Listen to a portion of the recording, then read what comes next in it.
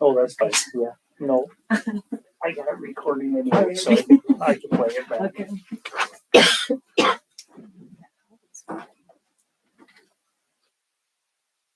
Sound system.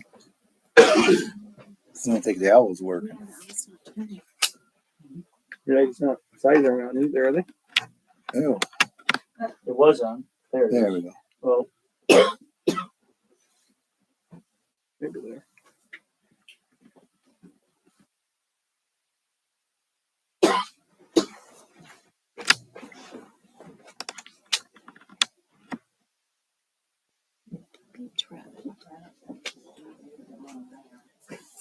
Eyes aren't lit up, so he's sleeping yet.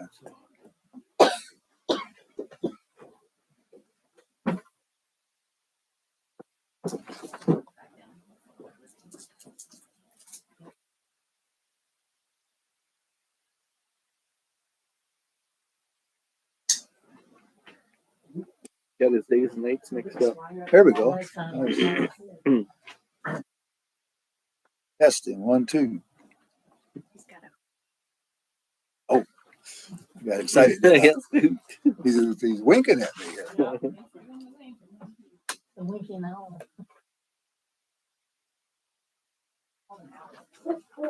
There we go.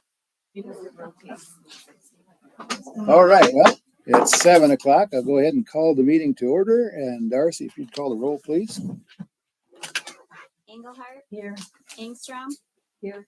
Malcolm, Here. Moore, Here. Thank you. All right. Item 3 is the Pledge of Allegiance. So everybody please stand and we'll recite the pledge. I pledge Allegiance to the flag of the United States of America and to the republic for which it stands, one nation, under God, indivisible, with liberty and justice for all.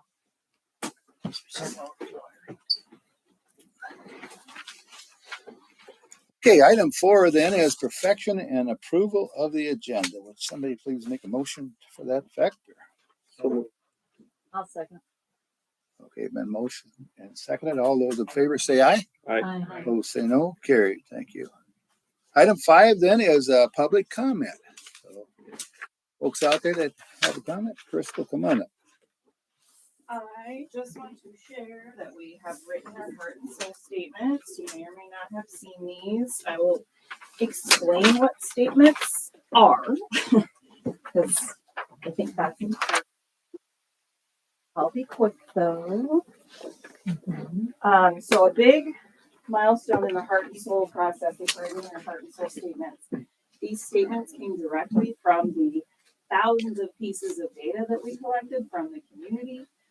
Literally, we took every comment from everyone who talked to us or took a survey and put a theme next to it. So, for example, if someone said, I love the diversity, the theme became diversity. If someone said, I love how safe I feel here, the theme became safety, etc. We had thousands of pieces of paper that we literally stacked on a table at the library by team, and Mary and Darcy were both involved in that process. And then we tried to generate statements based off of that data to make sure that things that a lot of people in town spoke about that we saw over and over again were represented in these statements. So if I were to write Crystal's 7 statements about Postville, they might not look like this. Or if Mary were to write Mary's 7 statements, they might not look like this. This wasn't what we thought we wanted. This was what we thought the data said. So, and another thing to understand about the statements is that they aren't necessarily saying these things are perfect in town. In fact, the intent is to nurture and steward these things. But some of these things might be more successful than others currently in town, but they might be really important to us. So we want to make sure there's a statement about them and we want to take care of them. If you care about something, even if it's already working, you don't take care of it, it's going to stop working. So that's the intent of the statements. It isn't to say something that isn't true. It isn't to say, here's a goal. It's to say, this is what people said to us. Okay, so we have community events. We value community events that bring us together, help us learn about the diversity of our town, and help build a more cohesive community. Diversity, we nurture our diverse populations, which we see in our schools, businesses, and throughout our community.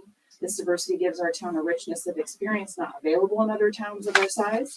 Safety, we value our safe, peaceful community, which can be seen through the large number of people and families out walking and utilizing the variety of community amenities we have. This sense of safety motivates residents to stay in town and encourages others to move here. Local business, we value our vibrant local businesses where we can eat and shop.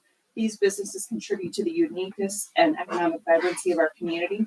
That's an example of one where people said, not only they value what we have, but they wish we had more of it. So valuing local business covers both of those things. We value it. We want to value what we have. We would also like more of it. So that's how the statements work. Education, our community values our many resources for education that our youth have in town, including the schools and early childhood resources. These resources help support the wellness of our families and our community at large. Welcoming also prides itself on being a welcoming community to newcomers. Established residents, schools, local businesses in the city are invested in services that support the health, wellness, and safety of newcomers. And then volunteerism and leadership. We value our strong leaders and volunteers and are committed to creating pathways for everyone in the community to make the change we want to see and to strengthen what we already have. And we are taking input on these right now. For a few weeks, probably. I've been at lots of events to try and get some input. You can take a survey online. I know you're thrilled with those. And tell us, hey, number 1's great, but number 7's kind of off. Here's how we should change it. And we're going to meet again and make sure these statements represent what you guys think are fair for Postville. What represent Postville? Not any other town, just Postville.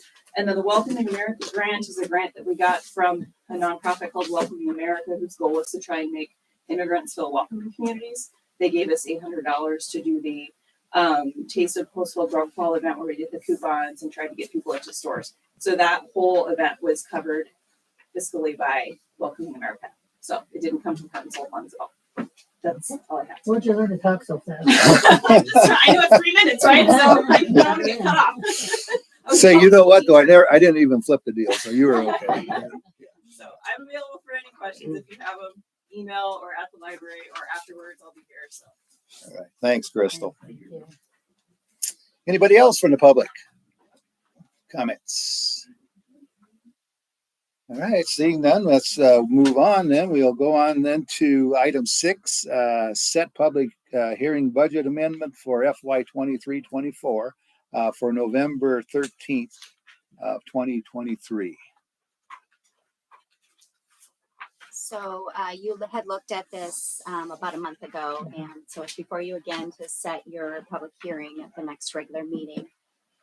Some modifications to the current budget would include the hotel motel tax revenue with that passing last fall, some increase to legal expenditures, adding water line project that'll be happening in the spring with the DOT, and some minor adjustments to our insurance cost.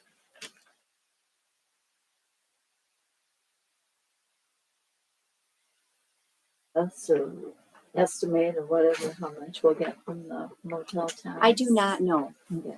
I don't know. Yeah, that's a good question, but I don't know. I need a motion. Yes. Yeah. I move that we do have our public budget amendment meeting set it for November 13th. Second. I'll second. I'll second that. Any further discussion? Not all those in say aye. Aye. Opposed say carried. All right. Let's go on to item 7 then. It's a stop sign request for West Coast and Reynolds.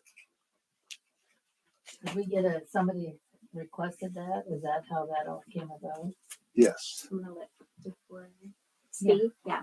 So Well, the father's name. Jess, come on up, please. And Needs.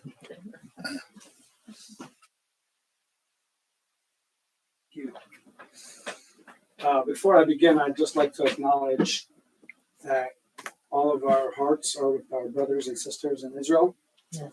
who are under brutal attack by ruthless savages, and we're all praying for safety. And I appreciate everyone's solidarity. That's number 1. Honorable members of the council, honorable mayor, thank you for the opportunity you've given me to explain why 2 more stop signs at the Post Street and Reynolds intersection would have such a positive impact for our family. And I brought Shayna here Hey, Shane. to help Hello, hey there. with the visual aspect of my presentation. I wanted to take the opportunity, first of all, to thank you for the extremely swift installation of all 4 deaf child signs in the area of our home. And it shows that you care about the safety of our children, and we greatly appreciate that. Thank you to our dedicated, hardworking city maintenance workers for taking care of that.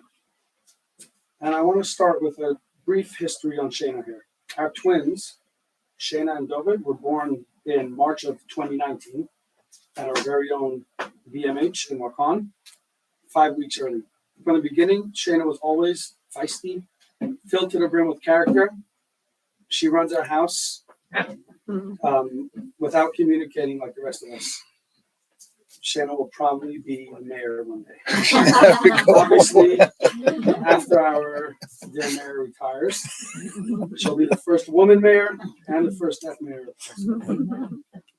When we realized that Shayna was not speaking, when she should have been, so we started taking her to speech therapy, and eventually we noticed that she wouldn't even respond to sound. In January of this year, she finally underwent a sedated ABR hearing screening. While she was still coming out of sedation, we received the devastating but expected news that Shayna is bilaterally profoundly deaf. From that point, everything moved really quickly, and she had her cochlear implant surgery by the end of March, and her sound processors were up and running by mid-April.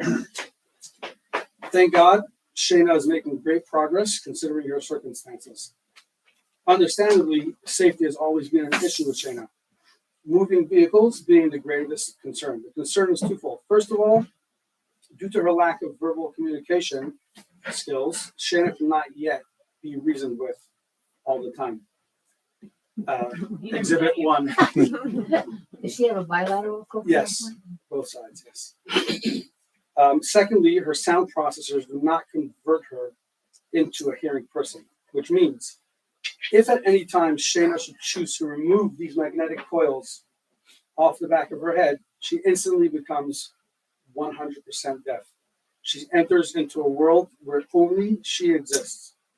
No car horn will grab her attention, and she wouldn't hear Elon Musk's Falcon 9 rocket launching if she were standing underneath it. Though she'd probably be more sensitive to the rumbling vibrations than any of us. And Shayna, like any non-hearing person, does remove her sound processors occasionally. And by the way, pro tip, she takes them off and then she closes her eyes and magic. No need to listen to mommy. Now, how old is she? She's 4. Now back to her safety. At Shayna's IEP meeting at the school with the wonderful and dedicated Mrs. Giese and Mrs. Schutte, Mrs. Schutte suggested the deaf child signs, and she arranged also to have the principal explain the situation to the high school students in hopes that they too could contribute to lower speeds on our block. This has helped somewhat. However, with the amount of traffic on our street, despite the deaf child signage and as vigilant as we can possibly be, we would never be able to slow everyone down to a truly safe speed. Perhaps I shouldn't have, but I've personally approached some drivers who are my friends and as patiently as possible explain the situation to them.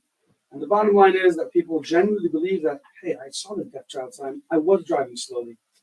End quote. I brought up the idea of speed bumps with Chief Ellis and subsequently with my friend, the Honorable Devorah Marr. And I appreciate the willingness of the city's part, which I did hear about regarding the speed bumps. However, from the beginning, I figured snow removal would be an issue, which I found out later that was confirmed.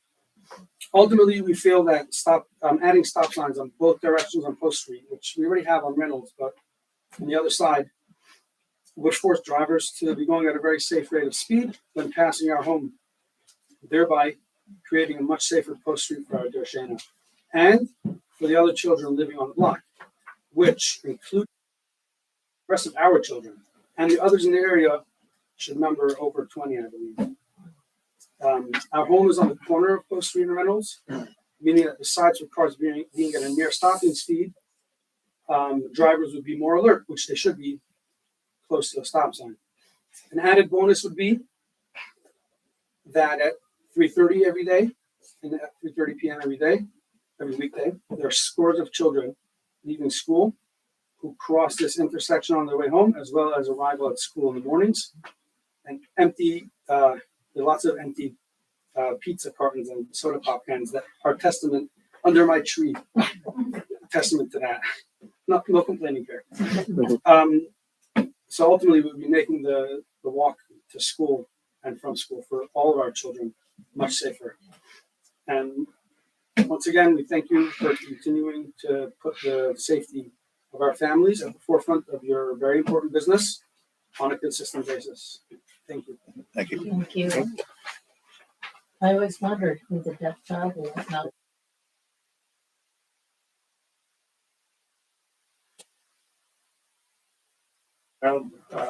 Sign a little closer on Madison side of the street, a little closer to, On Post Street, That was for your neighbor. what's that? That was for your neighbor. so there was a deaf child. Lane, yeah, Yeah, Yeah. and they actually removed those signs. they did, okay. I think it was either as you moved in or when she was born. Ironically. Right, he was grown up already. Yes, he's my neighbor. Yep. I didn't know if they still had any other. They took them down, and then as soon as we requested it, we went back up here. Thank you. Thank you. Any other comments? seeing people speed down Post.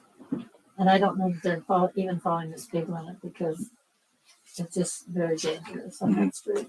And there's so many cars because of school letting out. They just need to be aware, I believe.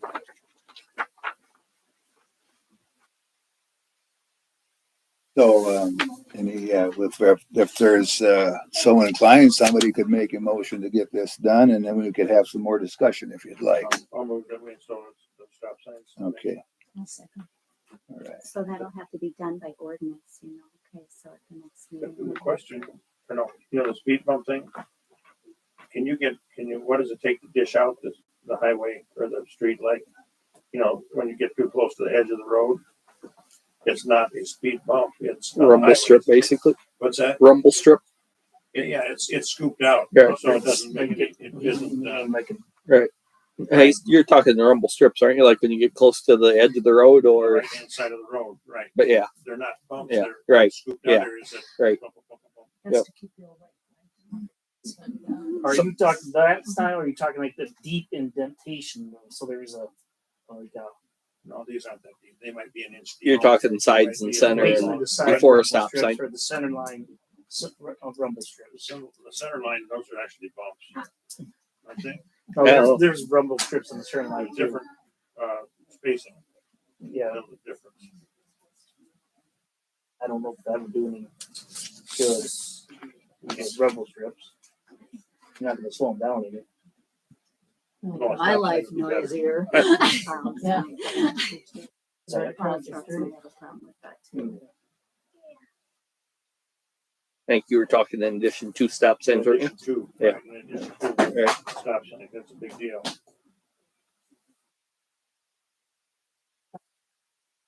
So is a motion needed? Yeah, to draft the ordinance. Okay, Yeah, they'll all right. need to. So that's what the motion would be then, to draft the ordinance, so we'd have to go through that, so, all right. Any other discussion then on what we're doing here? All those in favor say aye, Aye. opposed say no. All right, we'll get the wheels moving. Thank you very much. You're welcome. You for coming in such a friendly manner and being such a good presenter. Thank you. I can write your speeches. You're Thank you very much. good. She's good. You bet. All right, guys, have a good night.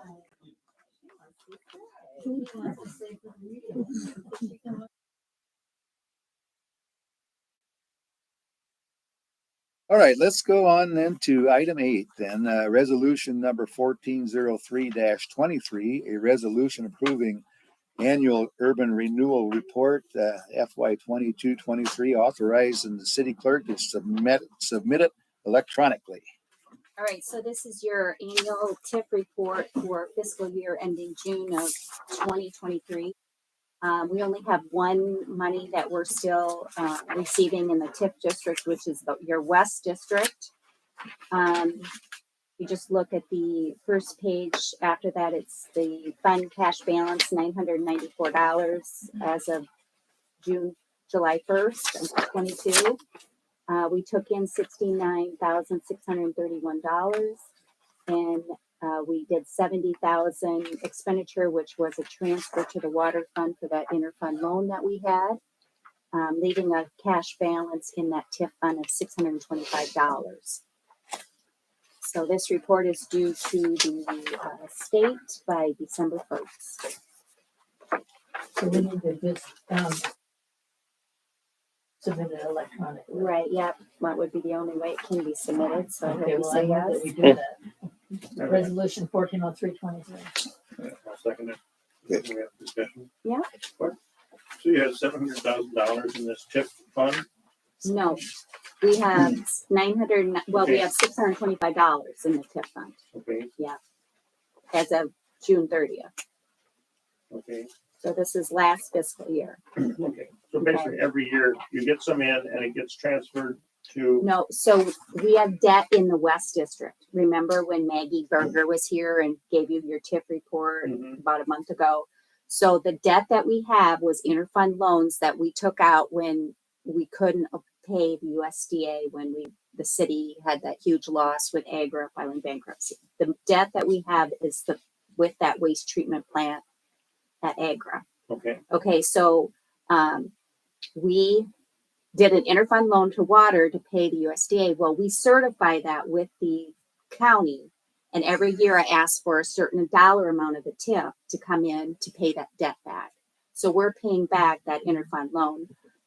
We only have 2 more years. I think like this next, you just saw that report from Maggie, and it'll be paid off, and then we'll have no more TIF coming in unless we decide to do a new project. That's a TIF project. okay. I just curious how the Yep. dollars float around within our fund. Yeah. What was the amount of loss from Agra's bankruptcy? Do you know? I do not know off the top of my head. No. I can't remember that there was any, but there was. Yeah. Okay. So does that go on the back end of their loan or no? Or we just lose out on that? No, yeah. I mean, it's eventually caught up when it came out of bankruptcy. We got those back tax dollars. Okay. All that came back. It's just we now have to pay back that because the USDA wouldn't allow us not to pay. Right. And we weren't collecting any money from Agra to make the loan payments. So that all caught up, but now we've got to pay back what we borrowed from ourselves. And that have a penalty for paying it earlier? Why won't we have paid that whenever we got the funds back in? Well, the more you draw down to your TIF, the less general you get. So if we look at our general fund, it takes away from the money we need coming into general. In other words, just the way of doing business. Right. Yeah. Right. But how do we get the general fund under control then? Reduce your spending, right? Which we've been trying to do. I'm just saying, I guess if we can't cash flow without that, what do we do you're telling me that we couldn't make ends meet if we would have paid that. So we're Right. No. using the TIF money to basically. No. The TIF money was already certified debt. It was already out there. Right. Certified. Right. Mm-hmm. But we're using that to supplement our money that we did get in to the general from the bankruptcy when it did turn around. Well, okay, so we were supplementing the money we didn't get from Agra. Right. Right. But then when it did come in, rather than paying back that money to USDA out of those dollars, we kept it in the general because it sounds No, like it that's didn't go into the general. It would have went into the project fund. okay. The Well, 301 that wasn't fund. what was said, but all right. Yeah, no, if you pull down all your TIF at once, it hurts your general fund, okay? Okay. So I could take everything. I could take the whole lump sum if it generated enough value that it was there. Okay.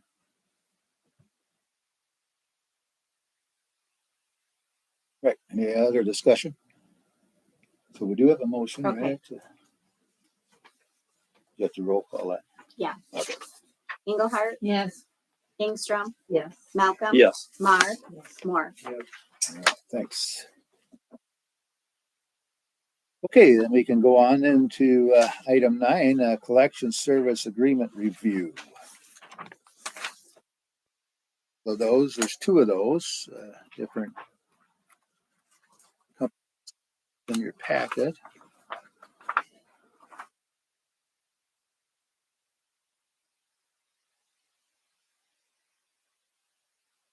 And I suppose a little bit of explanation, Chief. So this collection service agreement is for the cameras that we have here in town. So the company issues, the citations.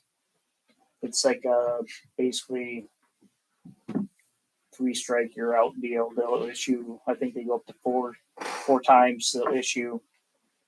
And if the individual has not paid on the 4th time, then it can go into collections. And for the collection services local around here, that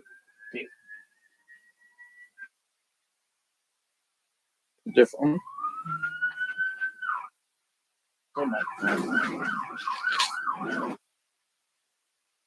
So anyway, so the other locals that have the same camera system, they do a collection service agreement.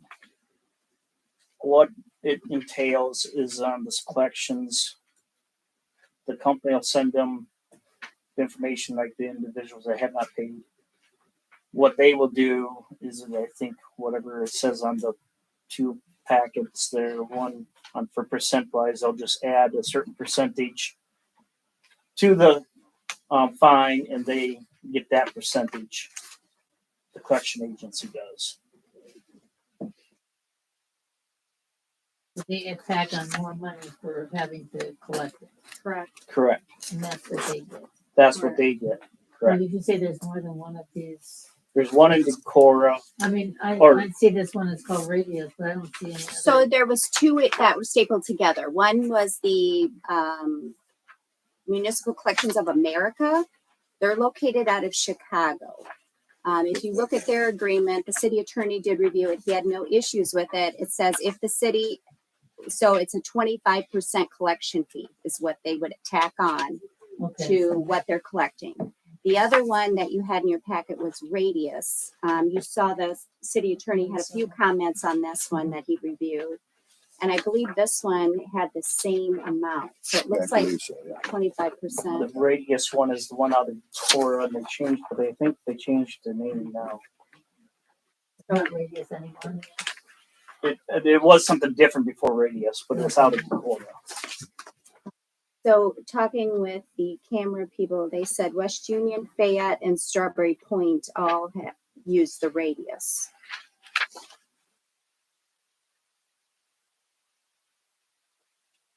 And that the lawyer didn't find anything to say though with the AMC. No, he didn't have any issues with that one. So The lawyer, the city lawyer had no points to make about this company, but only this one we will use. At the other town. Mhm. If you said four strikes, that's on the same ticket, right? Get 4 notices on the same ticket. So Or 3 say, notices. say if you got a citation in the mail, you threw it away. You didn't get paid at the whatever the date they got on it. They'll reissue that citation, send you again. Same thing, same process. If it doesn't get paid, they'll send another one out. And that, I think it might be after the 3rd one. That's when they will send it to the collections. This whole town said how successful Radius is. West Union, Strawberry Point, Fayette, all use the Radius one, and they have not had any issues with the Radius one. I'm talking with the other chiefs. Do you know who uses the other one at all? Nobody, That you know. just nobody local They all decided to go with the Decorah one, or go with this one because it's a local. It's also interesting that because the lawyer said that if there was ever an issue, we'd be dealing with Minnesota law for the radius. But the MCOA is out of Illinois. So do they have like a reciprocal law with Iowa that it wouldn't be an issue? Or is the radius issue?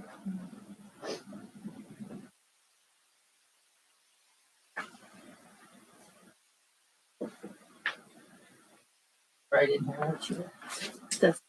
One of the things the lawyer said about radius, like one of his comments was if there were ever an issue, we'd be dealing with Minnesota law on page 4 of 8. Okay, He said that. But this MCOA is based out of Illinois, and he didn't say it about them. So I'm wondering if like Illinois and Iowa law maybe as far as it comes to this. So like, And so we could send someone to collections, although it's the other place that's issuing the bills. The company. Yeah. Right. Yeah. So if they're issuing the bills, how can we issue a collection on something that they're billing on? It's a citation that they're billing on. Right, That's coming out of the city of Postville. right. But who's sending it out? What's that? Who's sending it out? The company or the camera. Okay. Camera company sending it out. Well, I still scratch my head here a little bit, guys. We're told originally it's about safety, not money. We put teeth into it that we're going to collect from the state, offset. We're going to collect on collections. We look at safety, and we've got 4 roads coming in town. We've got Highway 51 covered. We've got Claremont covered. We've got Cherry Valley that they've got to walk on their road. No cameras there. That's kind of convenient for safety. And then when we go this way towards Luena, we got a sign that says, "Be careful turning traffic ahead." Ah, that's not important, evidently. No cameras out there. Well, you're saying you want a camera out there?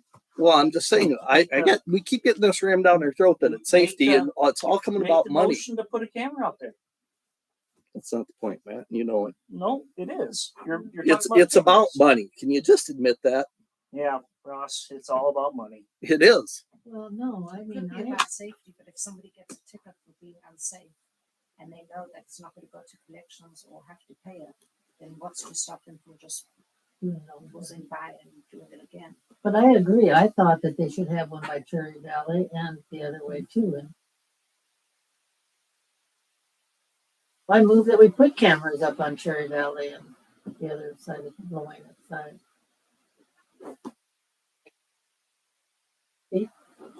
No, it wouldn't. Not you. The rest of you people aren't running business here. I've had business people, people talk to us about pulling all their business out of Postville because of the cameras.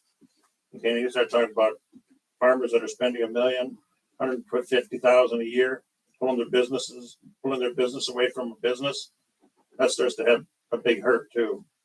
I don't think anybody else here has to feel that financial impact like those of us in agribusiness. But no, if you have to go how far over the speed limit to get a ticket? People don't reason that way. Okay, they're starting to get used to the cameras on 51 and on 18 and 52 going on towards Claremont, and I think it's helping all the way around the whole city. Okay, right? I won't argue that, but to put them on Owine or Fayette, these other towns aren't putting on every intersection that they own. They aren't putting cameras on every road into their town.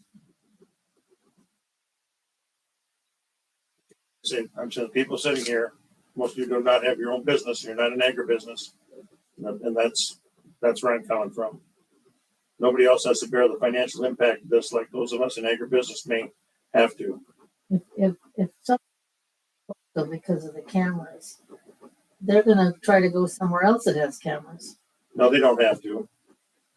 I don't know. They can go to Walk On, they can go to Decorah, they can go to Perdasheen. They don't have to come to Postville to do business. If we do have a collection agency or whatever, on payment, so then I think when the Alton guy was here, so then we have like a choice or something to bring in, like, Municipal infraction. yeah, Mhm. or whatever. So would that be Well, an option? you'd be instead? paying your city attorney to go after.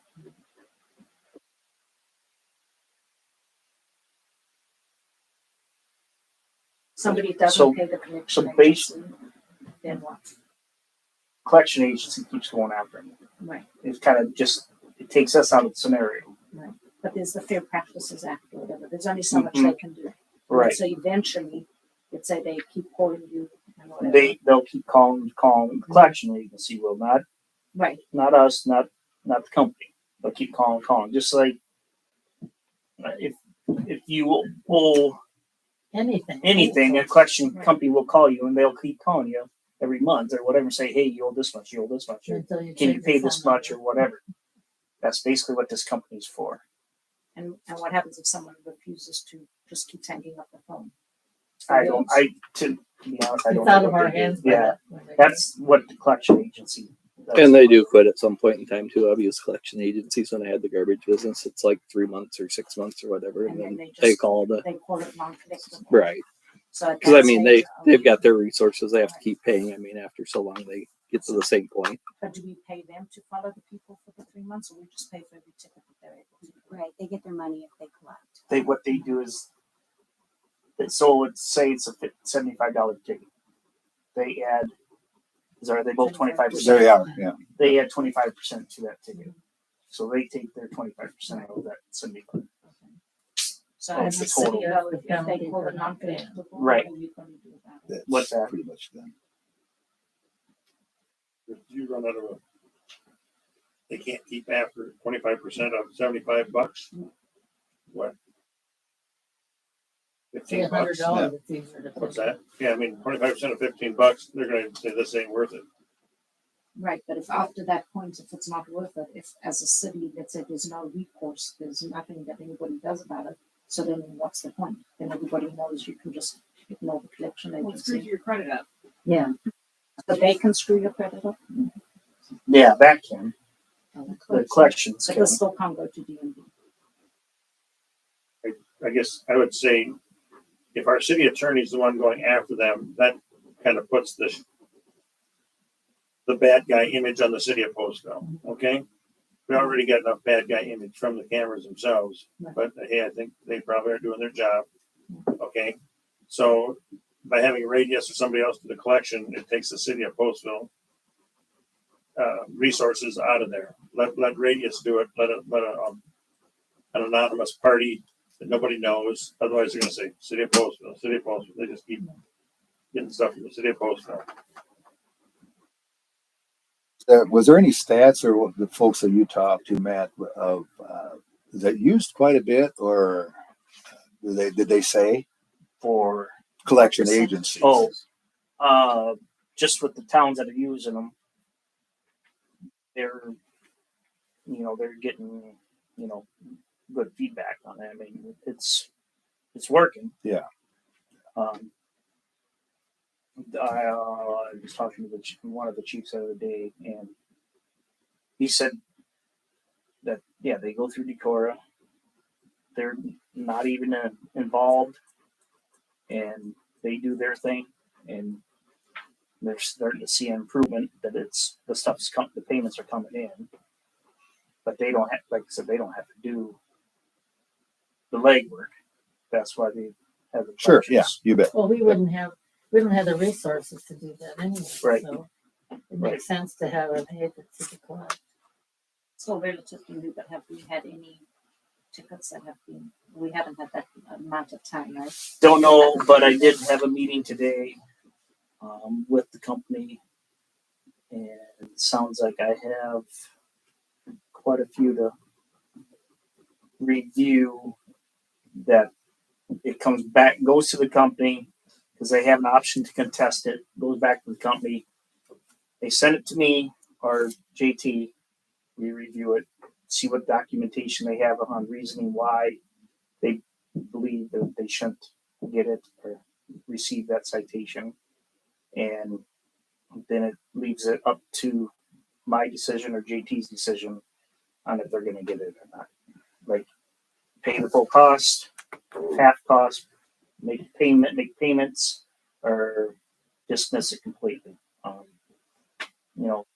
A lot of said if they have the proper documentation saying they were going to emergency, going to a doctor, emergency hospital call or something, has documentation, of course, we're gonna reject that. That's not a problem. But it sounds like there's gonna be a lot of them that we're gonna have to review here in the near future. Probably not abnormal for any place that starts it. Right. There's a process. And then they said that that'll drop down in numbers, but they said they want to get that ball rolling because they said there's quite a few, but they said that's normal in the beginning. You're going to have that, so they wanted to start it now instead of later and have to go through over 10,000 of them and spend hours and hours and hours on the computer looking them over. We haven't had 10,000, have we? I don't know, to be honest. We had that From- 6,000 that first month. Yeah, well, that was warnings. Yeah, Right, the over warnings, 6,000. yeah. But from August 6th, when it came into effect, up into today, I always get them cleared out by Friday, and I come back on Monday, and I got anywhere from 300 to 500 to do. But it's dropped, and I mean it's dropping. Weekday travel is like nothing. It's always the weekend stuff. Matt, what happens if someone gets one or two tickets here, they refuse to pay, and they get clipped in another town, West Union, for instance, and they refuse to pay them there? Is there any recourse where we can go after the driver's license? It won't go after the DLs, but with being that to be the same company, the plates would come up. They have a count.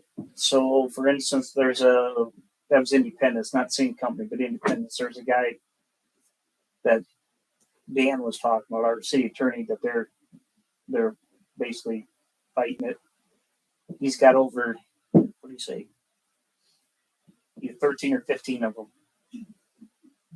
So they are actually going to go take him to court, and it's going to cost him more when he goes to court. If they said they even said, let's make a deal, you pay half or pay this amount, and he refused to. So like, okay, we're going to court.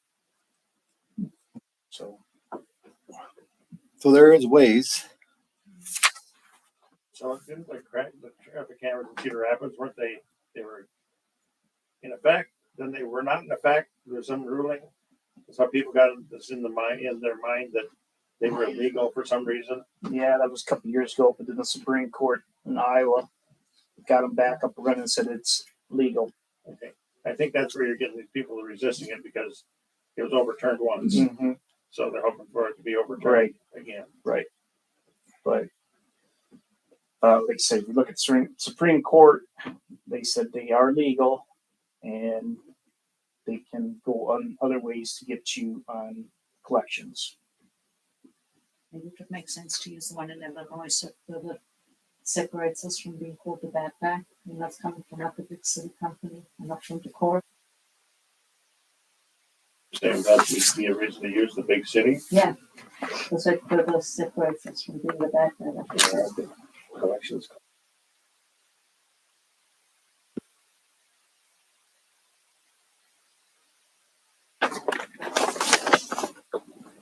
Yes, I think the other towns are happy with it too, you know, so we might get some of these habitual offenders in all the towns, you know, so. All the towns, it adds up.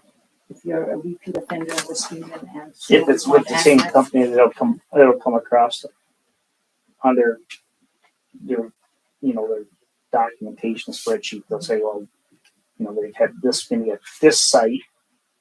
Like these two cameras, they can tell how many they've had total so far, but with the same company, it pops up. So would we be sending even like the 11 miles per hour violators who don't pay? Would we be sending them, or would we start at a certain threshold, like only for the really bad speeders? What do you Or mean? it's just like if someone has an unpaid speeding ticket, we'll just run 11 miles over. would we still send them to collections, or would we only start if we have an unpaid ticket? It wouldn't go to collections until they would first get a citation for going 11 over from Right. any town. Right. Then after the third try, then the company would send it to the collections, and the collections would take over. After the third time to get paid. Yes. So it doesn't matter what kind of ticket. Right. It doesn't matter the Doesn't- speed no, at that speed. Doesn't matter. Nope. It's any. They don't Yeah, say, I well, think they said $75 is The what's going city to sets collection. the or timeline, 200 is. 90 to 90 120 to 100 days days. before it's sent to collection. So you would say what the timeline is. But we don't get to set like for what speed. No. No. Like a $75 ticket. No. Stays the same. It's the citation itself.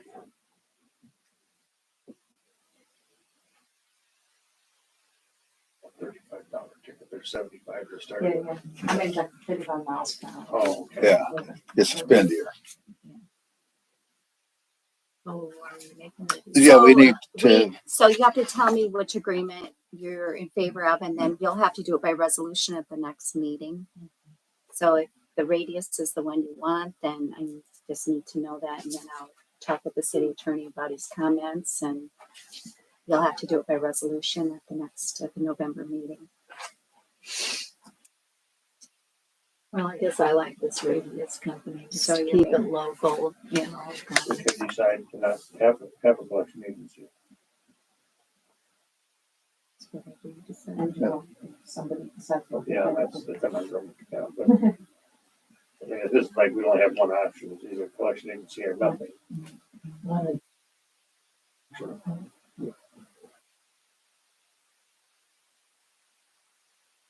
so yeah, Mary, you made a motion for the radius?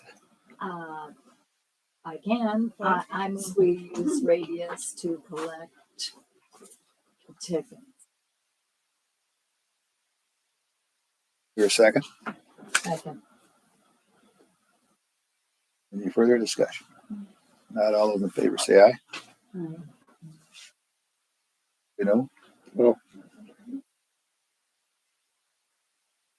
It passed. I guess one comment, because I did read these. This one was way easier to read than that one, you know, and I guess if the lawyer goes and picks stuff out of here, I think it's because a lawyer wrote that. Yeah, so that's 2 cents worth on that. Oh, what did I do with mine? Here we go. All right, we'll move on then to item 10, ordinance number 693-23, an ordinance amending chapter 65, stop or yield required of the Postville, Iowa Code of Ordinances. This is for the to add a stop sign Oak or on Oak at Hill and Sherry. Sure. And that's going north on Oak, correct? Yeah, I think so. Going north, yeah.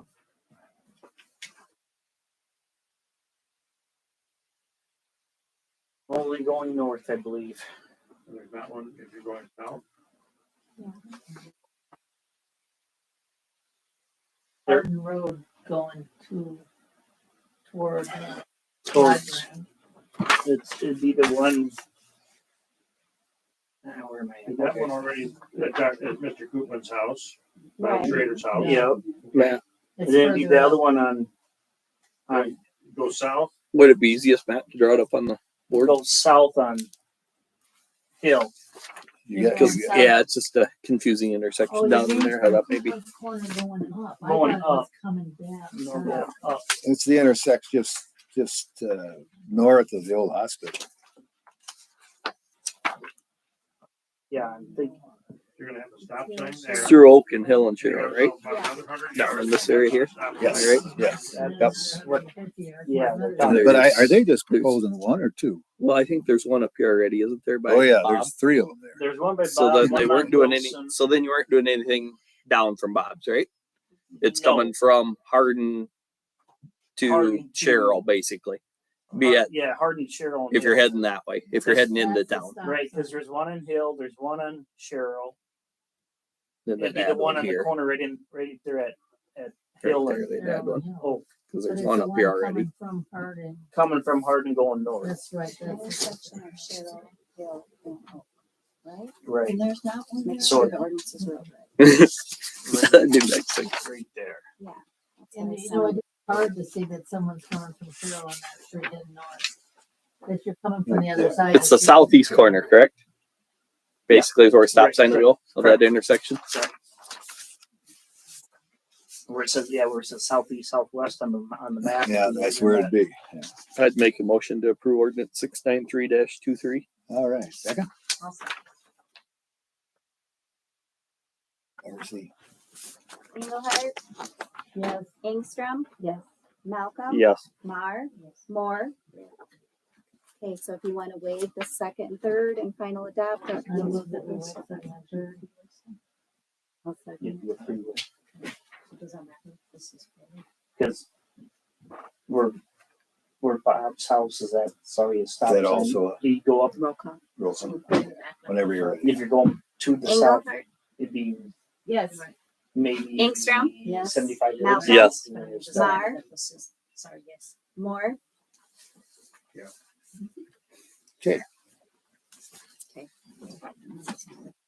Okay, let's go on into item 11, resolution number 1408-23. A resolution setting the annual salaries and wages for police sergeant position of the city of Postville, Iowa.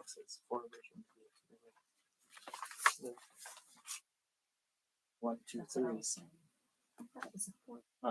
It's only three. There's one there, one here, and if you put one there, that's a three-way. Yeah, because the other one's up north half a block Yep. or whatever. No, You're not driving that one, stopping, you're driving this one, stopping, this one.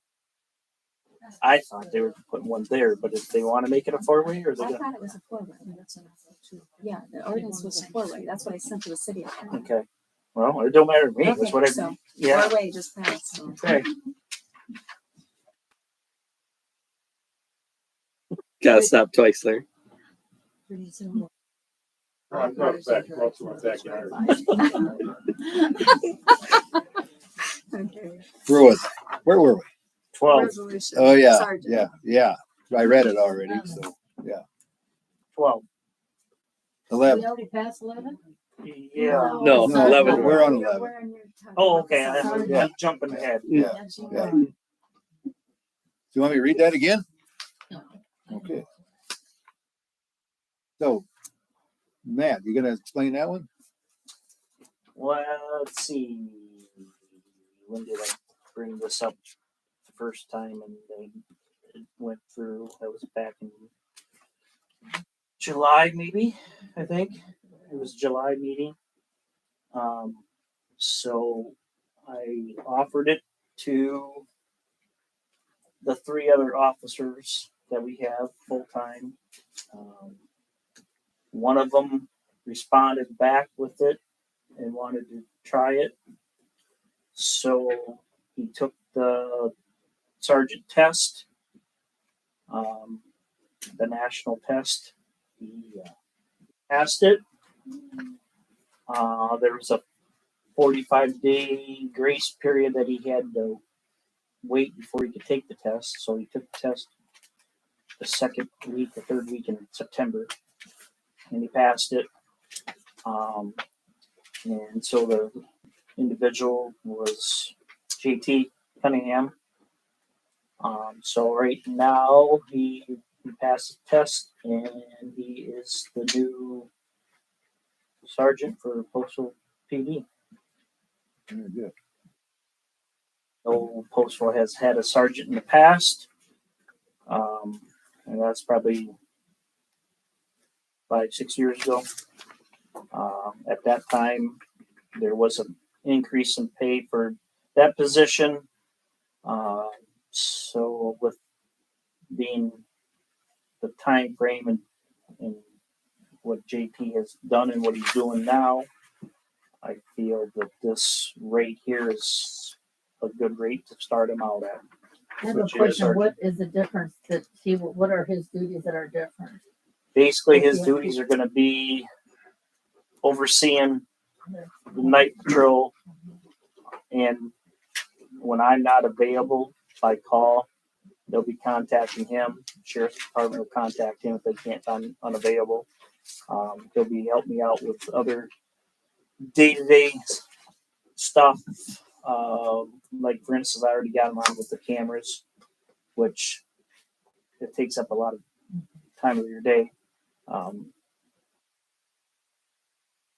And what he's doing now, he fits the position very well.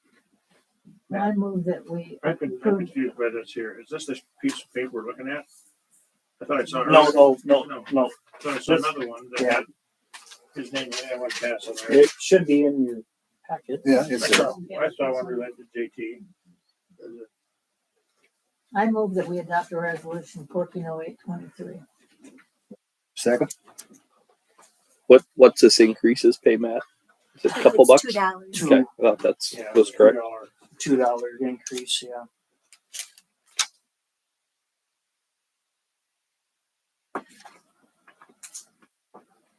Any further discussion? This puts him into a non-union position. Is that correct then?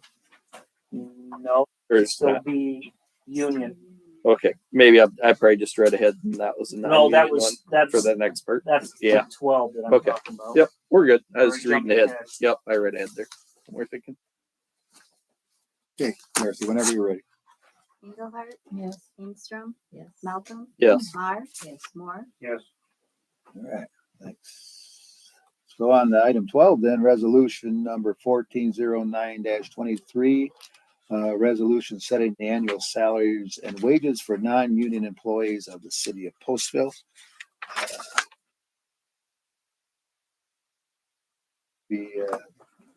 Matt, you want to explain that one too? All right. So earlier this spring, when I discussed that I was down in numbers for part-time officers, part-time, full-time, or fully certified officers, I was down to one officer because the other one took a job over in Prairie Sheen. And so he was out of the picture for helping Postville for probably about a good year and a half. And the services, we weren't getting much out of him. But now he no longer works for the city of Prairie Sheen. He's back to his old job status over in Marquette McGregor. And between this him and the other part-time, they have been a great asset for us now. They've been putting in a lot of hours to cover the shifts for when JT is gone right now, training. So I'm just wanting this one to be at the same rate as what the other part-time, full-time, or part-time certified officer that we have. What are the names of the two people? Just Paul and Robert Millen.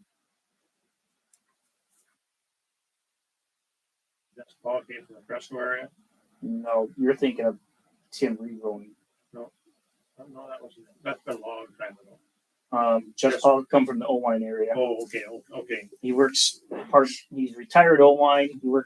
He works part-time Hudson. That's ringing a bell. Yeah, okay, I got it. And then Robert Millen is the chief for Marquette and McGregor. But then at the time, he left to go work full-time Prairie Sheen as he was working Marquette McGregor part-time as a chief.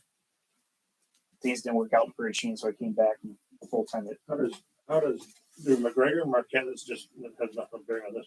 Do McGregor and Marquette share the police services? I believe they do. Okay. Yep. So that's where I want, just seeing if we get Robert up to where Just Paul's at. Because they're the only two I have. I can't afford losing either one of them.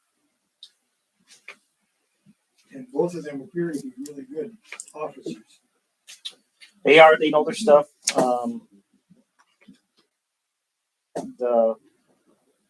At this point, finding help is not there. Who would have delivered my packet last month? Was that Paul?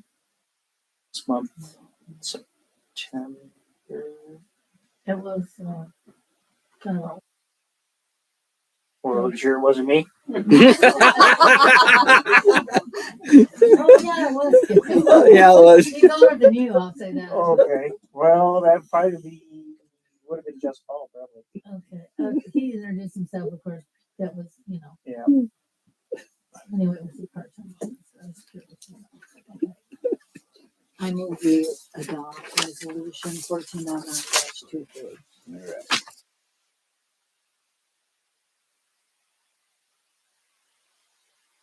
Whenever you're ready, Darcy. Engelhardt, Yes. Ingstrom. Yes. Malcolm. Yes. Mar. Moore. Item 13, then, mobile food ordinance review. All right, so we discussed this last month and I had the city attorney draft this ordinance. This actually is similar to the city of Cresco. I believe that's the one that was in this area that we looked at. So I just kind of gave you this rough draft. Let's see a few comments from the city attorney. Yes, we kind of had some questions about like the farmer's market, if you felt like those food trucks should maybe have a permit or not, if they should be under just the market restrictions. Comment, under the general regulations, I got to number 9, I had a left. No, it can't restrict access to pay phones. I'm thinking, I don't know. I had to laugh at that. What are those? Yeah, I can show you what it looks like.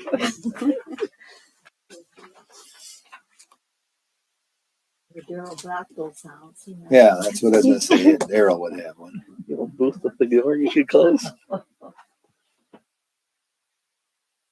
So- Are there vendors other than these main vendors who show up at the farmer's market with food?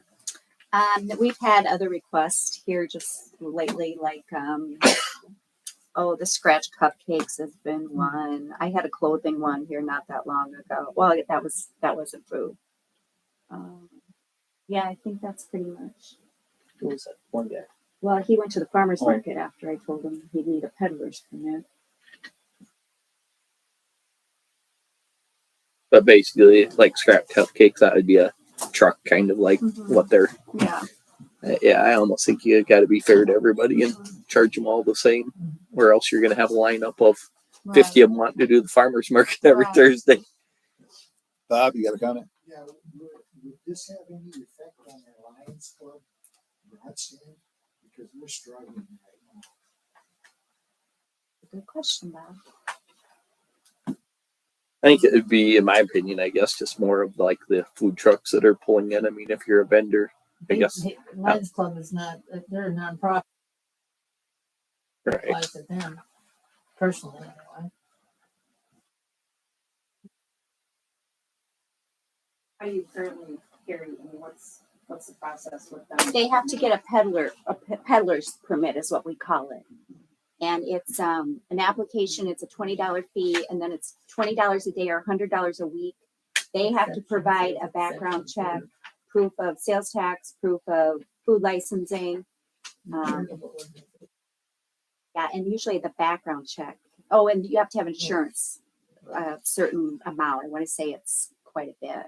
Do they get an extended amount of dates that they can set up or? No, it's either $20 a day or $100 for a week.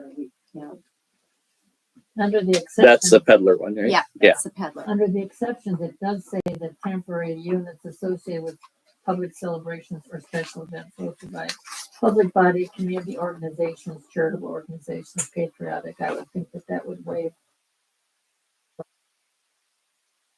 Lions Club.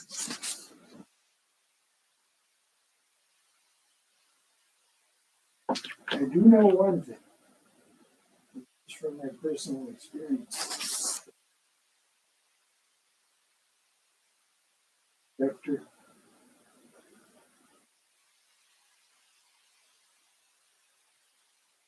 Well, and I don't know if we dictate the food inspector. we The don't food have to inspector do it. can come anytime and inspect. That's And they not a can- city thing. Yeah, that's not Most our- all the food trucks gotta have their license visible posted.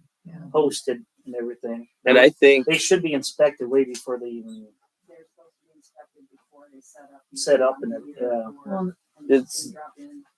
Go ahead, Vicky. when I I, just remember Roby smoking cigarettes like a steam engine and coming in and inspecting.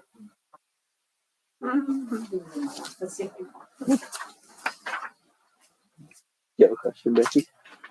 I was just gonna say that, I don't remember what it was gonna say. And I think, and then maybe I'm wrong, because I'm not involved with the farmers market, but I think all those vendors have the food inspector come through at least once a year on the ones that are Well, that's- selling and in that's- the inside the market. And that's their responsibility, not ours. Right. But as long as Right. they're posted, they should have been. Right. But I think that they are Yeah. inspected, I believe, at least one if they're there at that time. The vendors themselves.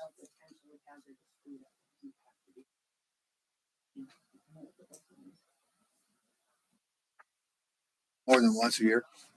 Eventually, somebody that is set up here for an event, and if they were to walk on to the fair, No, yeah. likely has to go get. That's the biggest thing. Things can change quickly.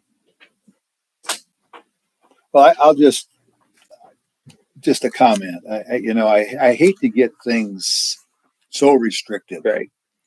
I mean, we should, and we do. We welcome folks in. And we. I just hate to have it where they've got to jump through so many hoops to get the job done. And I think this is just listed as review. So I mean, this would be something you guys can think about. There's no decision making that we have to do tonight, but so. This one's almost a little less restrictive, is it not, Yeah. compared to the peddler one? 'Cause the Correct. peddler It one is. can only There's go no through a doubt. week. Yeah. Yes. That was just clarifying to make sure I was thinking. No, correctly. you're right. You bet. Yes. Because this one is an annual. Is that right? That they yeah. can do an annual. Yeah. Did we have for fees? It's probably in here. Yeah, they're in there. Basing it off at the moment. 150 for annual. 150 Second page, or 150 for right annual. at the back page, or right after the front yep. page. There. All right. Yeah. All right. I think it's something that there's gonna be more and more of, and so maybe it's just proactive to get something in place. Something happens. Sure, yeah. Yep. Especially when you're dealing with food, You and I know, and this is not out there, but I think I've seen like a little table and chairs over by that one truck across from Bodley's. Oh, yeah. I can't be sure, but I thought I did. Yeah. Yep. So they'd have to like realize that if we're gonna by then, dine there.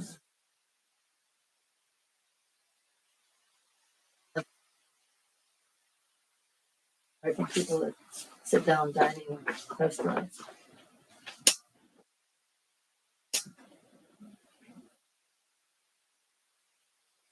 So if there's anything else you want to, we can bring this back up.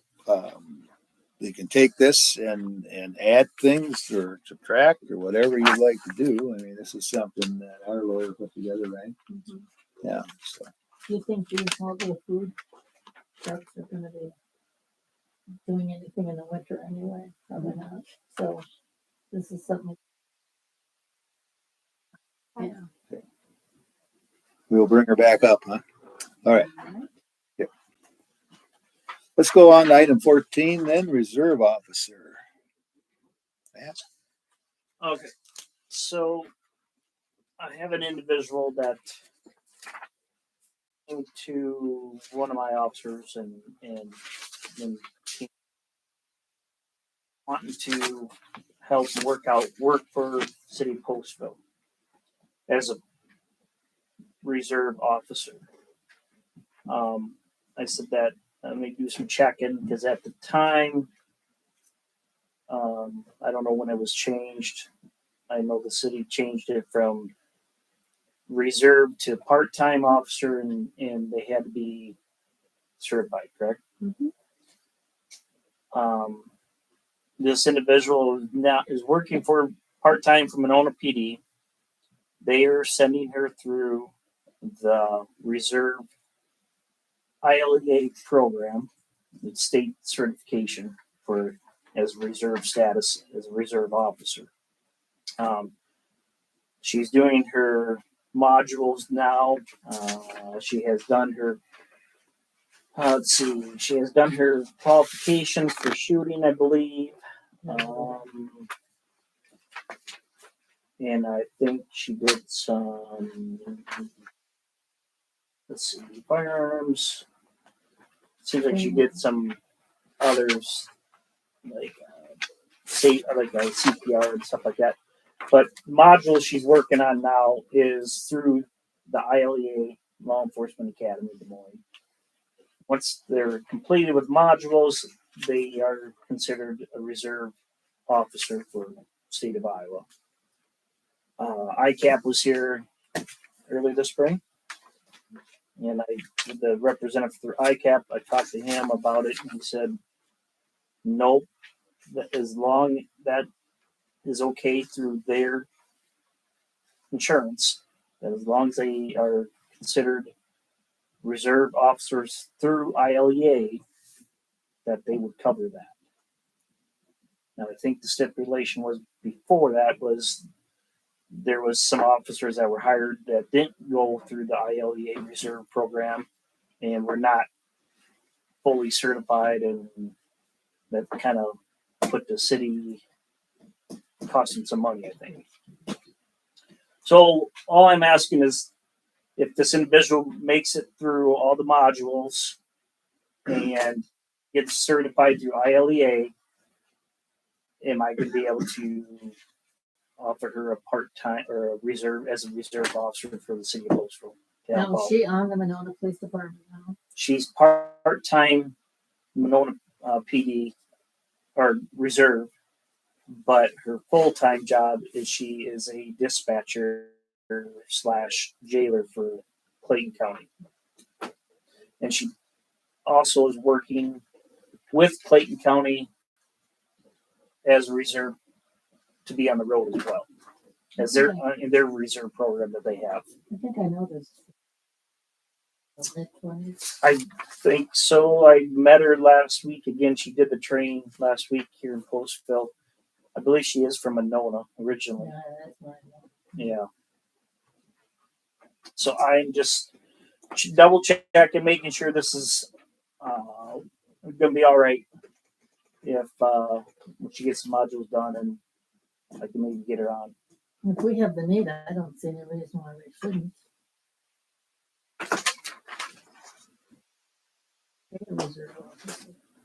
This pay would be a little different. It'd probably be what the beginning salary or pay was for a part-timer. No, That's a, Monona, I think, is she's getting represented by Monona. So I don't know if Monona's paying for it or she might be paying it out of her own pocket. But yeah, Clayton County might even have she's. Right.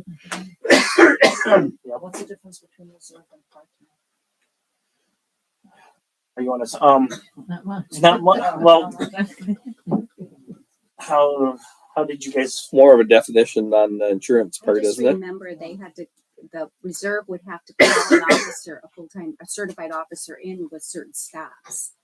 Yeah, reserves like will not be able to can do everything but OWI and drug traffic stops. Oh, yeah. Those are the only two. I remember reading that. Yep. They cannot. They cannot. But majority of the time, there will be a full-time officer on at the same time that one will come in and take over on that kind of a stop. So she's considered a reserve, but for insurance purposes, she's just as good as a part-time officer, basically, correct?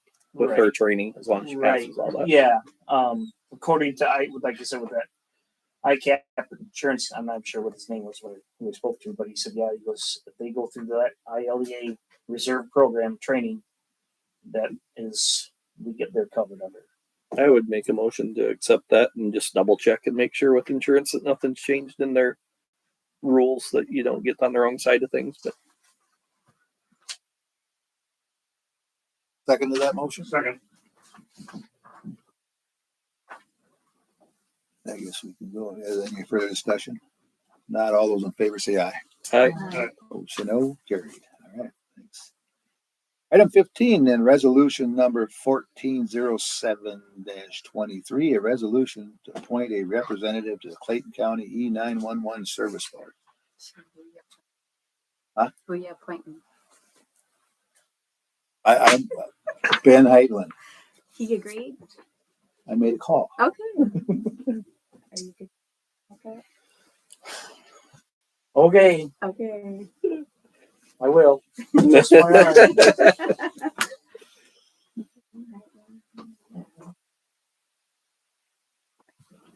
So make a motion to approve resolution 1407-23 before Matt changes his mind. I'm assuming they're still down at the or at the Elkader, yeah, at the, either the fire station. I think Used to be fire bottom of the hill there across from the station. Yeah. golf course.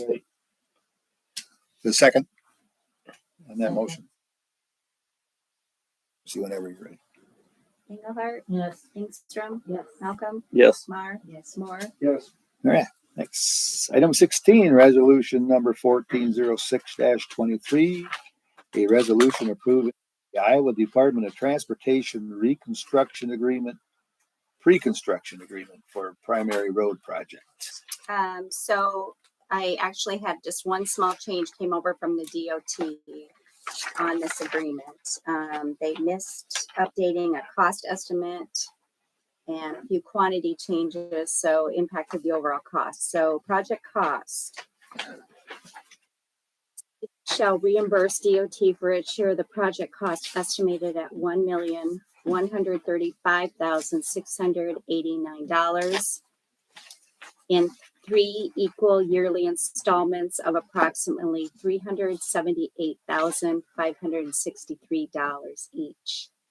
First installment due upon the completion of construction billed by DOT. The final 2 installments shall be billed 1 and 2 years to the date of the first billing. So that's kind of the main thing in this agreement. Just for your note, October 24th, DOT will be set up here at City Hall. They'll be doing a public meeting.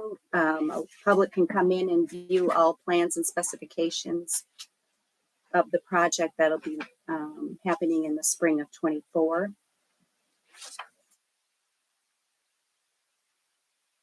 You can come right in. What are the things that are our share of the project? Darcy, Yep, so come that into there? 1,130, that's the water line project Okay. that we have them do. That's what I was thinking. We will have some expense that's ours, that is the parking area on the main drag, so that's ours. And then we're bumping out that to the stop sign, the light, it'll be a bump out. So there'll be a new light pole that'll need to go in there. That'll be our expenditures. Yes. It's a bump up. That'll stick out Stick the out. traffic. Yeah, that's what I figured it was. Yeah. Our thought would be that So it that would they can help with people see it people easier. running. Yeah, Right. the stop sign. Yeah, I get it. If you're not from here, it's pretty We were hard to. jalapenos one night. And he would wait. So we're doing 51 from the edge of town to the Lutheran church. The water line, is that what you're asking me? Yes. From Bodley's? Right here. Yeah. So from The uh, Bodley's, thickness from Bodley's up to, Right. There.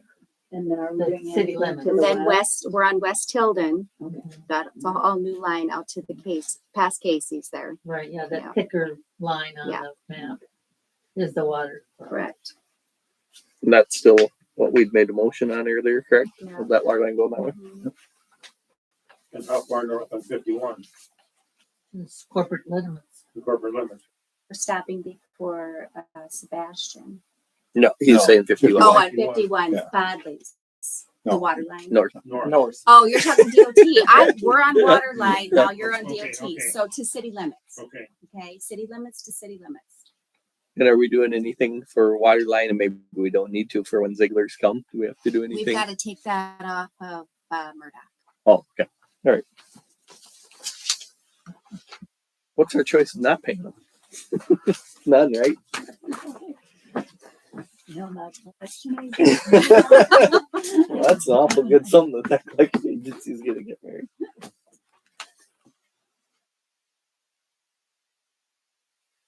Sure. I'll move That's the that we resolution. set a resolution 1406-23, that's pre-agreement, pre-construction. All right, second? Second. Whenever you're ready, Darcy. Hart, Yeah. Ingstrom, Yes. Malcolm. Yes. Mar, Moore, Ready. Item 17, tree removal at 523 West Stoneman. 228 Oak. So I had one price from Lance on these two areas. 523 West Stoneman, property owner had requested that tree be removed. He had said he got a bid for $1,200 to remove it, said some of the branches were falling on his tenant's cars. I contacted Lance and he looked at it. He really thought the tree looked to be in good shape, but he did give me a price to remove it. I'm not sure whether you want to spend that or not. $850 is what he quoted me. And then we also had a request to trim the tree at 228 Oak Drive. It seems that it's gotten overgrown, that the light, it's blocking kind of the light there at night. It's kind of dark in that area. Lance did say that the tree looks like it's got a lot of branches overhanging the home. It is a city tree. So he gave us a price of $600 to do a full trim at that location.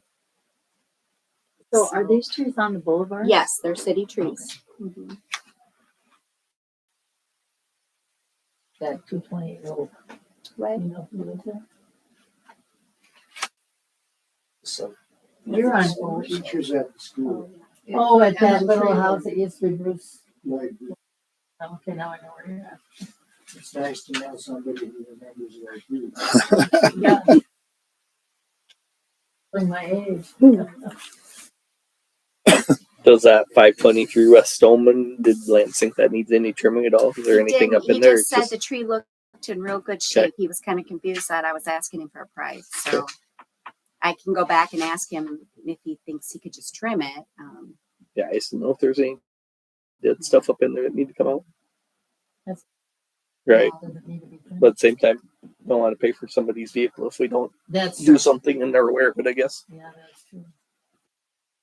It's not a lot of money. Comparatively. Spend thousands removing one. So we need to, you guys decide if, on I what thought you we want were to do just there. trimming that one. That Stoneman, you wanted to take the whole tree down? Yes. That's Yeah. what the owner wanted. That's what the bid Yeah. was for. So the 850 would take the tree down. Mhm. But can we trim it instead, you think? I can go back if that's your direction. I think Yeah. that might make sense if If it's the owner in wants good to shape. take it down, I think you take it down. If it's got branches falling on his tenant's vehicles, you're just gonna have a ongoing headache. It's probably a soft maple. Yeah, it is. Yeah, I just think if they want it down, take it down. You could spend $600 trimming it and then. Then I have to it's take still it got down branches anyway. falling down. That's a Probably good- branches falling on the tenant's cars. A healthy tree, it's gonna get sicker, it's gonna get worse, you know. But you need a motion? Yes. Yes, we do. Yep, need a motion. I move that we approve the removal of the tree on 523 West Stoneman and the trimming of the tree at 228 Oak Drive. All right. There's a second to that motion? I'll second it. Discussion. Not all those in favor say aye. Right. Opposed say no. Carried. All right. 18 then is our consent agenda. Anything in there you guys like to talk about?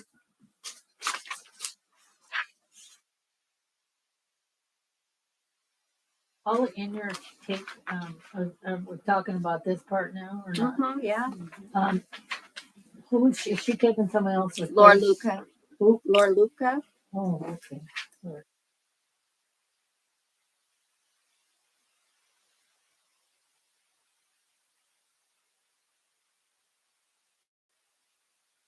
Anything Part of else? the consent agenda though, right? Yeah. I'm just curious, in the summer rec expenses in the city of Postville, we got this, the printout of it. Is it high, low compared to other years, or we, like they've done okay in finding grants, Sure, was the first time we got a financial. So I can't. And I think as the board changed, I think that's something that we'd asked for and they Yeah. provided this year, correct? Right. More so. Well, and it's a different situation. Right. Summer rec used to be run by the wellness center. Yep. Now it's run by a parent group, so that's probably why we got them. Wellness Center has held great grants and stuff yet though. Yes. So, Oh, I mean, they're still yeah, involved. Melanie's Yeah. real good about they it. went out and got some grants, Right. and Yeah. She got that Minnesota Twins one where they got down a whole bunch of baseball stuff. That's great. Yeah. Is this part of the consent agenda too? Yeah, it's just, I just got it today, so I just gave it to I you. wrote that. Working together and doing it.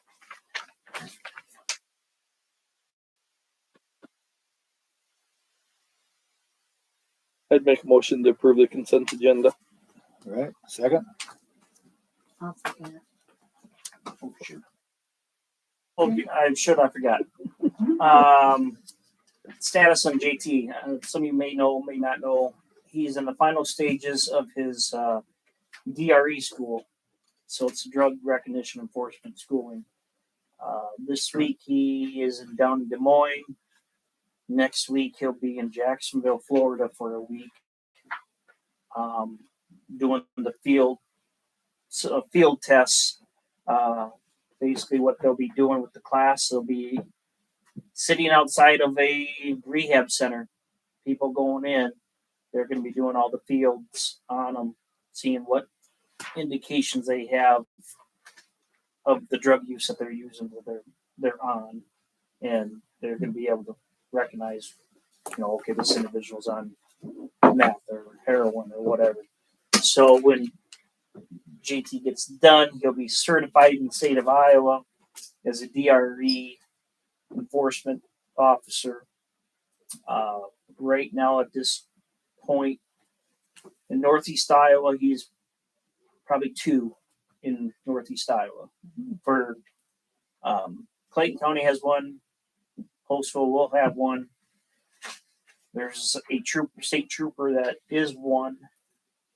But so if say Fayette County needs an officer, a DRE officer, they can go down to the list and pick or choose or call and say, hey, are you able to come over and help enforce, see what indications we have for, the drug enforcement of the OWI and everything like that. So, Are we paying for this? nope, Paid for by? the state is paying, the DPS is paying for it all. It was a long process for him to get in. He filled out an application last spring. He was on the list. He was like the top 4. And then made it to then he was going to be going. And then at the last minute, he got bumped out by an ISP officer. And they said, reapply for the fall because you'll get in. So he did. And he started in September. And he's going to finish up next week in Jacksonville, Good for Florida. him. Yep, good for him. So- Yeah. Good for us. Yeah. Yeah. Congratulations. And Xena passed again. Xena and Sierra passed in Fort Dodge. Might be Xena's last year as a canine. We'll see. She's getting up there in age. Mm. They did have their canine event on Saturday. Yeah, I had to miss that. I think last Sounded like it went pretty well. There's people there. weren't many. There Um, was only like 10 families. that yeah, showed up. they had the bite suits as a demonstration, I believe, and I think they did have. I think she did do drug location too on different types. But so it went pretty well. All four of us qualified for a handgun rifle for the year, and we did our 2-day training last Wednesday and Thursday. So do you have are you, since Zena might be retiring, do you have some others in mind, or are you starting to look now? I'm starting to look now. Okay. I'm not at this point. I'm not going to push the issue with Sierra because it's going to be Tough. tough on both of them. I think because that's all Zena knows how to do is come to work. So we'll see what happens next year. But I've been looking again, pricing out what it's going to cost for a canine dog.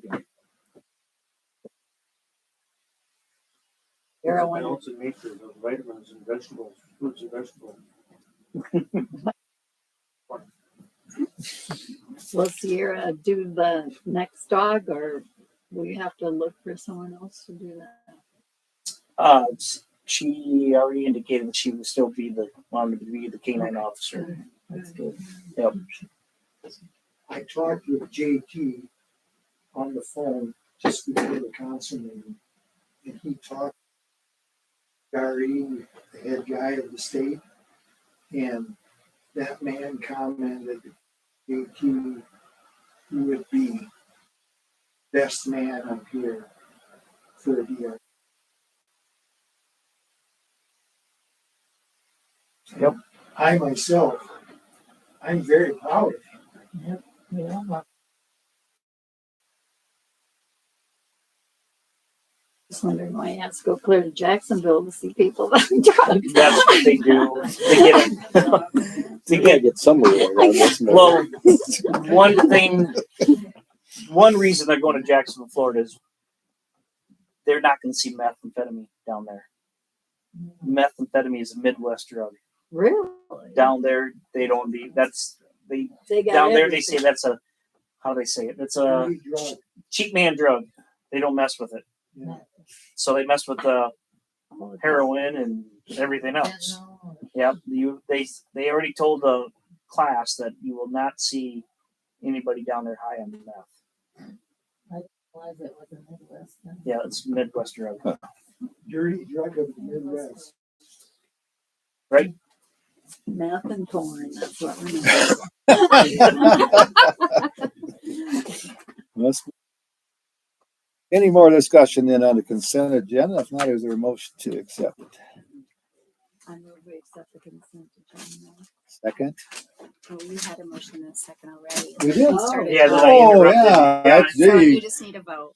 Oh, all those in favor say aye. Right. Opposed say no. I was getting all confused. Wow. That's like I wanted to get out of here early, but I said it depended on how much talking you were going to do. I'm recording it now. So Okay, let's go to item 19 then, resolution for money to pay the claims. Move we pay the bill. Second to that, I'll second it. Darcy, whenever you're ready. Engelhardt, Yes. Ingstrom, Yes. Malcolm, Yes. Mar, yes, Moore. Thanks. All right, item 20 then, any more public comment? I'm sorry, I'm coming back, but let's not. You came up with. It's not for me though. So No kidding. number one, for the food pantry, I just want to make sure everybody knows that the increase in need has just exploded in the past few weeks. In 1 week, the food pantry went from feeding 75 families to 97 families. That was a week. So they're just asking for more of sort of staples, beans, rice, pasta, cereal. We also, because the garden's kind of winding down and all of us home gardens are winding down, but we have they need fresh produce as well. And then on behalf of the Child Care Center, just reminding everyone that the WEP or Wage Enhancement Program is going on right now. I know you're saying special budget session, so it's probably something you already know about, but the deadline's at the end of the month. I think they want the 20th. Don't quote me, but I just want to keep that there because lots of us in town rely on that center to just stay safe. Along with that, the pledges, they can be over a 3-year period. I don't know the details on that. 3-year I don't period. remember. And so if you gave $1,000, it'd be 333. Sure, and Or then 3,000, 1,000. and then I believe like Val is sort of dealing with rolling that out to all of the places. It's not just like, you're not just throwing money at the daycare center. It is being regimented. It is for wages only. Like there's a lot of rules and they've changed them on them. Like every Numerous week there's a new times, rule, yeah. I swear. So Yeah.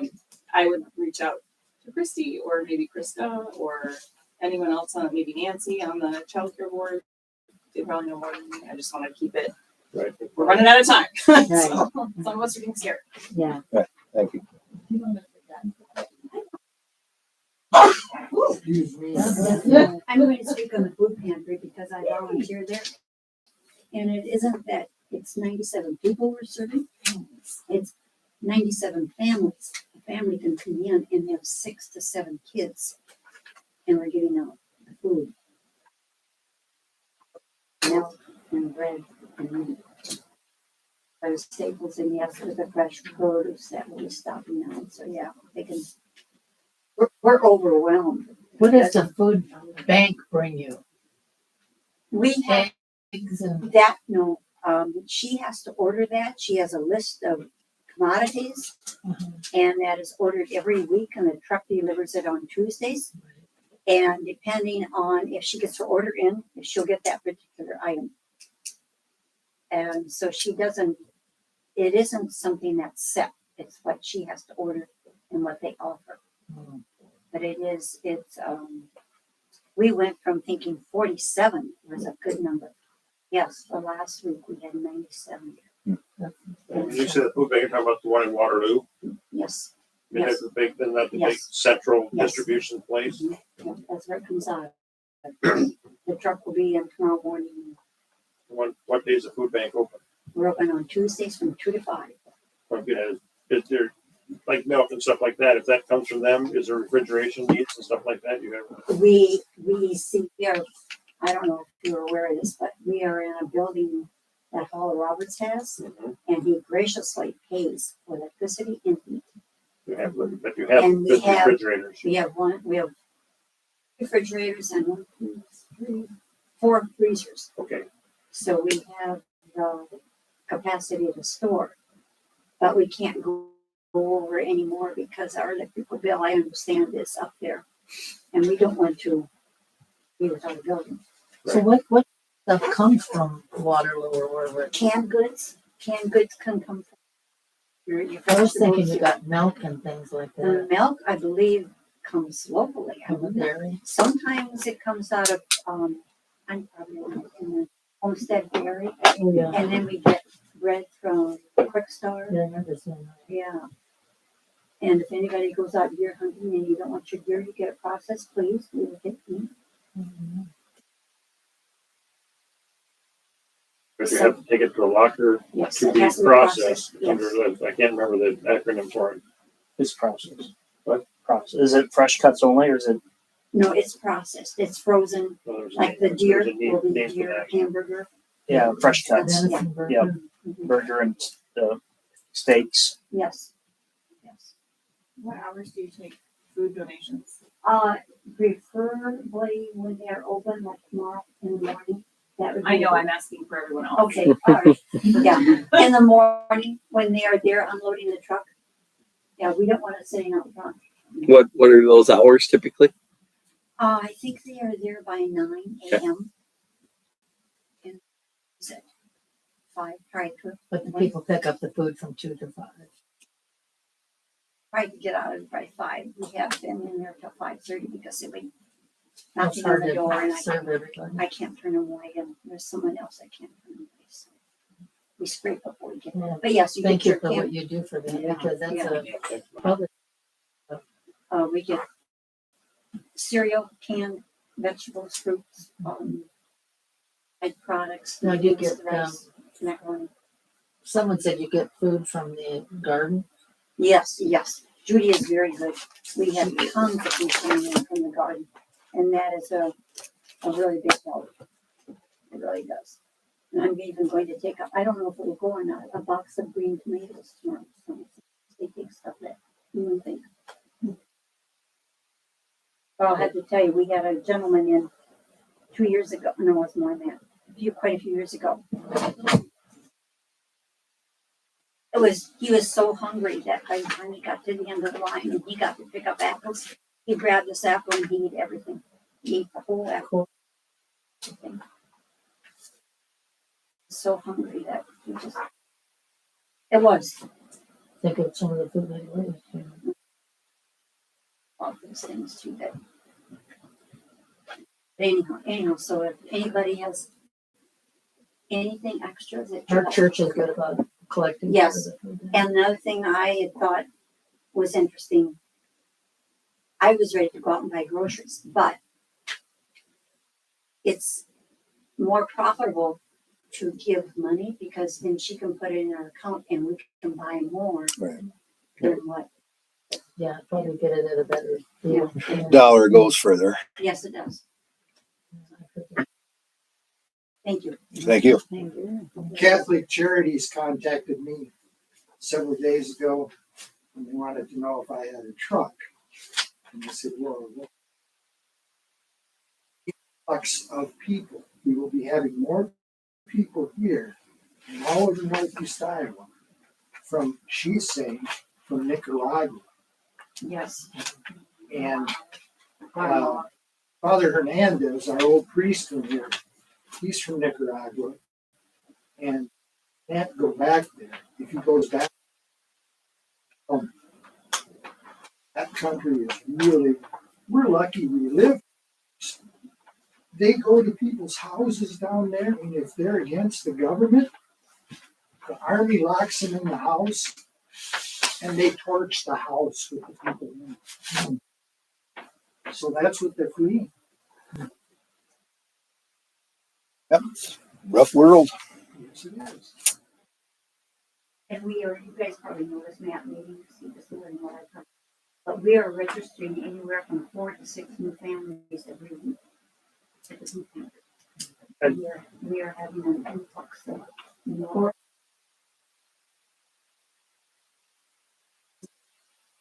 Yeah, the school has seen a lot. I know the school is. Yeah. I was told last week, they had 73 new registers. Wow. And they're still coming. Yes. They're even to the point now where they're hiring another teacher. Before the proof it's there, because that was the library. There's a lot of new people coming in the library too. And I don't think it's stopping. It won't stop. What is the Nathan Allen information there? He was asking for information or? So these duplexes, That was the builds, wasn't it, over there that somebody asked about when we had our last meeting? Yeah, so did I give you that? Yeah. Okay. I was like, Darcy, it's a somebody long day. told me to follow up and I thought I did. Okay. Yeah. What were those apartments Monona. over in Monona, Larry? We were discussing Yeah. what the name of them Yeah. was and stuff last time that people like. Was it you that said Well, you liked Norma. the layout of them? Yeah, Nora said that. Yeah. Yeah. It used to be the telephone. Yeah, Telephone I think, park. yeah, Darcy had followed up on that, got some information. Yeah. Yeah. He does. Speaking, did you say something about a sign? Well, we're not in the time we can. Talking about stop signs? That big sign that's going up by the, Car wash. that's. Is that gonna be electronic? Does anybody know? No, it's not. Did the DOT approve that? I haven't seen that they have yet, Bob. That's when they come. It's a billboard Yeah. at the car wash. Oh,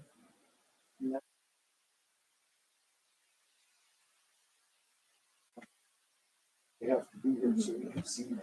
Okay, great. Oh, Okay, I've got, okay.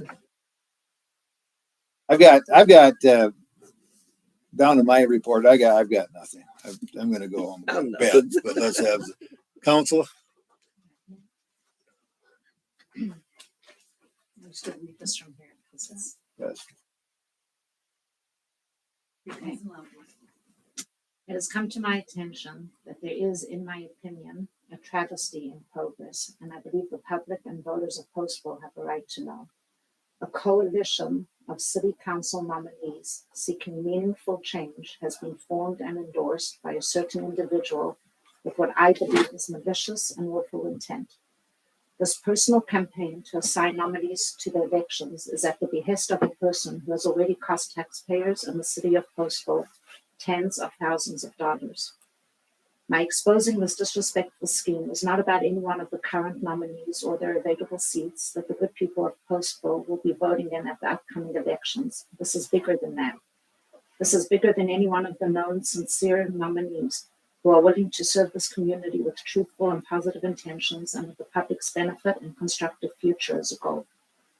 This revelation is about my deeply held belief and awe for the integrity of the process and system of the elections and the foundations of truth and honesty. This coalition, in which some individuals are being inserted into the nominee pool, is, in my opinion, based on arrogance, pride, and a personal vendetta against our town.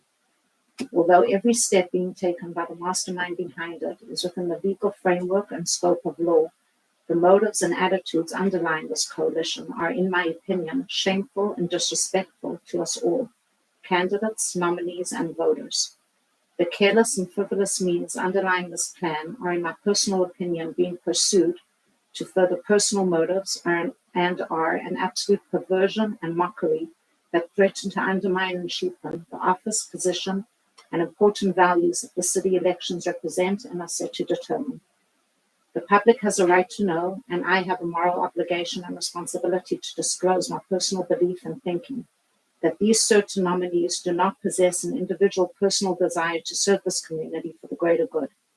In my opinion, the verified endorsement, smug and amusing perspective, alleged funding, and possible financial and influential means of the so-called coalition are, in my school of thought, not born from an overarching desire to strengthen, unify, and propel our community at large to advantageous results, but rather to weaken, divide, and insinuate onto Postville an individual's attainment of personal gratification and detrimental objectives.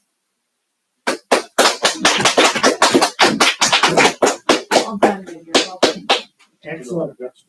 Think through that, and I applaud you for it. Yes, very good. Yes.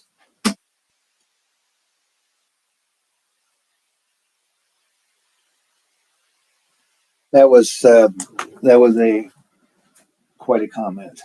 Yeah, yes, and it's something that we can tell that you you thought very hard and put it together very well. Eloquently. You know, so, I feel very strong. yes, yes. Her and I talked, and we're very strong. Thank you very much. Well, Make a friendly suggestion that comment should be put in the form of.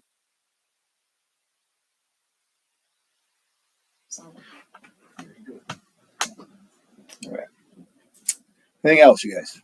Not, is there a motion to adjourn? So moved. Second. All those in favor say aye. Aye. Those say no. There.